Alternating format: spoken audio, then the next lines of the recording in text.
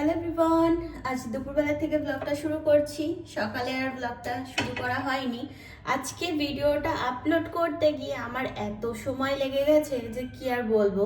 মানে এতক্ষণ ধরে আপলোড করেই যাচ্ছি। ফের এখন 12:30 নাগাদ ভিডিওটা পোস্ট করলাম। যাই হোক, যথারীতি ভিডিও পাবলিক করার পরে ফেসবুকেও আমি আর কি আমার একটা পিঠের রেসিপি শেয়ার করলাম। তো যারা যারা আমার ফেসবুক চ্যানেলে ভিজিট করেছো, ফলো করেছো, তোমাদের সবাইকেই থ্যাংক ইউ সো মাচ। তো এখানে এখন আছে হচ্ছে চানা। এটা দাঁড়াও, সরি চানা না, এটা হচ্ছে ছোলে বলে এখানে। তো গতকালকে ভিজিয়ে রেখেছিলাম ছোলেগুলোকে, ঠিক আছে। আর মানে কি রান্না করবো ওই ভাত খেতে ইচ্ছা করছে না।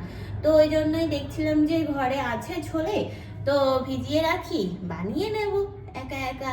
আর এমনি ছোলে এমনি খেলেও ভালো লাগে খেতে, তো ওই জন্যই। আর সকালে চা দিয়ে আলুর পরোটা দুটো ছিল, খেয়ে নিয়েছি। তো এই জন্য পেটটা ভরা আছে আজকে।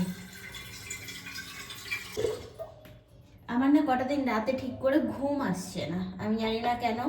তবে মানে সকালে ঘুম থেকে উঠে যাচ্ছি ঠিকই, রাতে তখন কটা ওরকম 4:30 5টা এরকম নাগাদ আর কি ঘুমটা আসছে। তো ঘুমিয়ে ফের ওরকম 10টা 10:30 নাগাদ উঠে যাচ্ছি। উঠে তো যাচ্ছি, তবে চোখ না জ্বলছে আমার, ঘুমটা ঠিকঠাকভাবে হচ্ছে না, এটাই হচ্ছে ব্যাপার। আচ্ছা,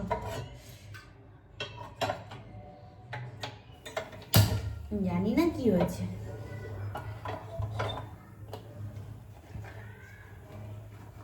রান্নার ভিডিওগুলো যেগুলো শেয়ার করছি তোমাদের সাথে, সবাই ভালোবাসছো, ভালো লাগছে তোমাদেরকে।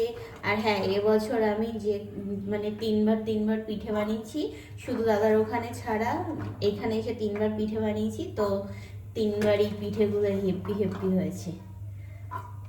এবার দিন দাদার ঘরে গেলে বানিয়ে খাওয়াবো ওদের সবাইকে। ভালো লাগে না যখন নিজের হাতে কোনো জিনিস ভালো হয় আর কেউ বলে যে হ্যাঁ বাহ হেভি হয়েছে, তো সেটা শুনতেও খুব ভালো লাগে, তাই না? আমার তো হেভি লাগে। আমি মনে করবো যে আমি তো মনে করি সবারই আর কি এরকমই মনে হয়, যে কিছু বানাচ্ছি তো কেউ যদি বলে যে বাহ হেভি হয়েছে, টেস্টি হয়েছে তো খাবারটা, তখন মানে একটা আলাদাই আনন্দ ভিতর থেকে আসে। তখন মানে উৎসাহটা জেগে যায় যে হ্যাঁ চলো নেক্সট টাইম আরো কিছু বানানো যাবে।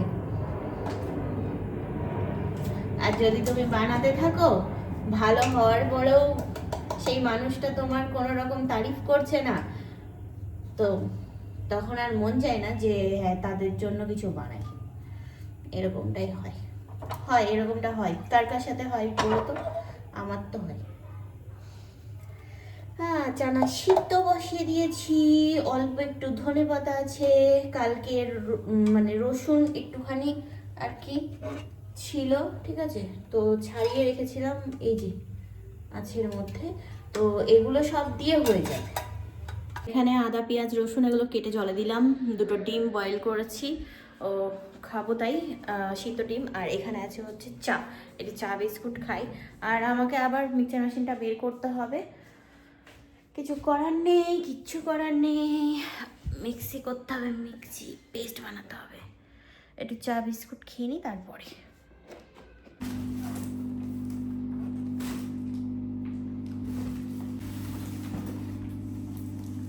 চলো মিক্সচার মেশিনটা বের করে নিলাম।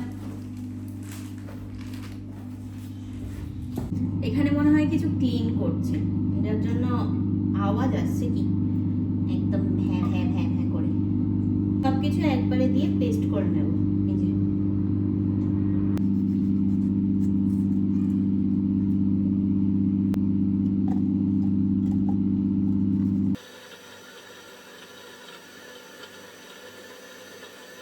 আজকে ঘুম থেকে ওঠার পর থেকে মুডটা ঠিক নেই, কেমন যেন একটা মানে কিরকম একটা মনে হচ্ছে, মন খারাপ মতো লাগছে।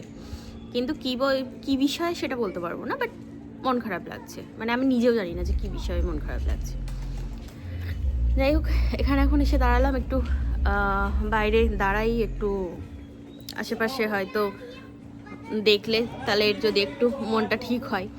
ঘরের মধ্যে একা একা আছি তো অনেকদিন হয়ে গেল, একটু বাইরেও বেরোই না, না বাজারে যাচ্ছি না কোথাও ঘুরতে যাচ্ছি, ওই জন্য হয়তো হতে পারে। এখন আর কোথাও মেলাও হচ্ছে না যে যাবো গিয়ে ঘুরে আসবো। আর কয়েকটা দিন শিফটিংয়ের জন্য মানে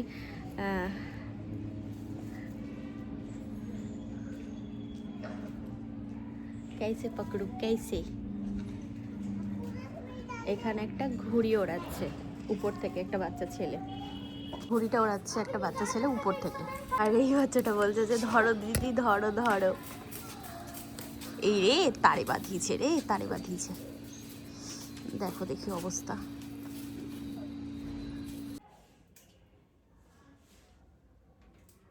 অনেক দিন হয়ে গেল কুড়োওয়ালা আসছে না, জানি না কেন। আজকে সকালে যখন ঘুম থেকে উঠেছি, এখানে আর কি গানা বাজিয়ে আসে, ঠিক আছে, গান বাজতে থাকে। তো আজকে যখন ঘুম থেকে উঠেছি তখন ওনার আওয়াজ শুনতে পেলাম আমি গাড়ির। তো তারপরে তাড়াতাড়ি তাড়াতাড়ি করে সব কিছু ডাস্টবিন যা ছিল ঘরে বের করে ব্যালকনিতে রাখলাম, উনি গায়েব, মানে এই গলিতে আর কি আসেইনি।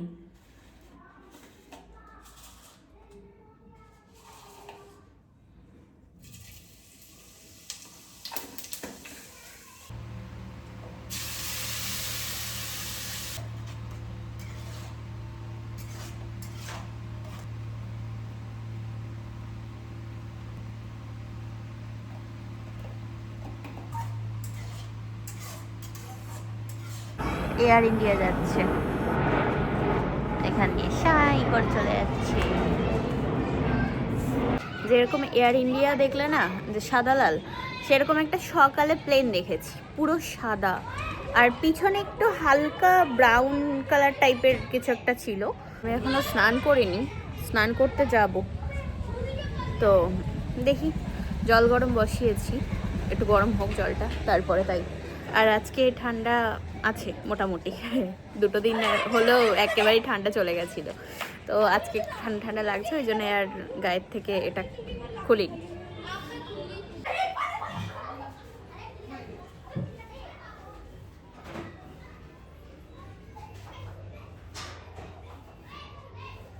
ভাবলাম যে স্নান করার আগে বাসন যেগুলো আছে নিজে বসে একবার তারপরে যাই, নাহলে স্নান করে এসে আর জলে হাত দিতে ইচ্ছা করে না।